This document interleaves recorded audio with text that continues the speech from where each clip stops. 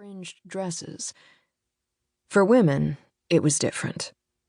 Hope began to dim for a woman when she turned 20.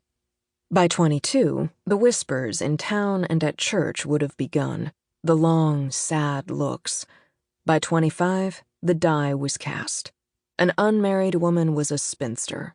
On the shelf, they called her, shaking heads and tisking at her lost opportunities. Usually people wondered why. What had turned a perfectly ordinary woman from a good family into a spinster? But in Elsa's case, everyone knew. They must think she was deaf the way they talked about her. Poor thing, skinny as a rake handle, not nearly as pretty as her sisters. Prettiness. Elsa knew that was the crux of it. She was not an attractive woman. On her best day, in her best dress, a stranger might say she was handsome, but never more. She was too everything. Too tall, too thin, too pale, too unsure of herself. Elsa had attended both of her sisters' weddings. Neither had asked her to stand with them at the altar, and Elsa understood. At nearly 6 feet, she was taller than the grooms. She would ruin the photographs, and image was everything to the Walcotts. Her parents prized it above all else. It didn't take a genius to look down the road of Elsa's life and see her future. She would stay here, in her parents' house on Rock Road, being cared for by Maria, the maid who'd managed the household forever. Someday, when Maria retired, Elsa would be left to care for her parents, and then, when they were gone, she would be alone. And what would she have to show for her life? How would her time on this earth be marked? Who would remember her, and for what? She closed her eyes and let a familiar, long-held dream tiptoe in. She imagined herself living somewhere else, in her own home. She could hear children's laughter. Her children. A life, not merely an existence. That was her dream. A world in which her life and her choices were not defined by the rheumatic fever she'd contracted at 14.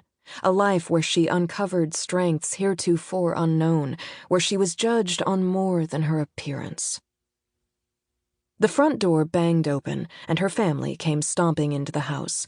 They moved as they always did, in a chattering, laughing knot, her portly father in the lead, red-faced from drink, her 2 beautiful younger sisters, Charlotte and Susanna, fanned out like swan wings on either side of him, her elegant mother bringing up the rear, talking to her handsome sons-in-law.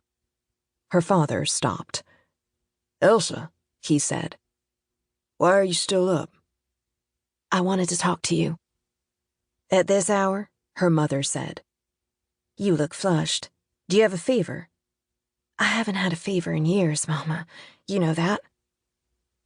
Elsa got to her feet, twisted her hands together, and stared at the family. Now, she thought, she had to do it. She couldn't lose her nerve again. "Papa." At first, she said it too softly to be heard, so she tried again, actually raising her voice. "Papa." He looked at her. "I will be 25 tomorrow," Elsa said. Her mother appeared to be irritated by the reminder. "We know that, Elsa." "Yes, of course. I merely want to say that I've come to a decision." That quieted the family. There's a college in Chicago that teaches literature and accepts women. I want to take classes." "Elsinore," her father said, "what need is there for you to be educated? You were too ill to finish school as it was. It's a ridiculous idea." It was difficult to stand there, seeing her failings reflected in so many eyes. Fight for yourself. Be brave. "But, Papa, I am a grown woman. I haven't been sick since I was 14. I believe the doctor was hasty in his diagnosis. I'm fine now, truly. I could become a teacher, or a writer." "A writer," Papa said. "Have you some hidden talent of which we are all unaware?" His stare cut her down. "It's possible," she said weakly. Papa turned to Elsa's mother. "Mrs. Walcott."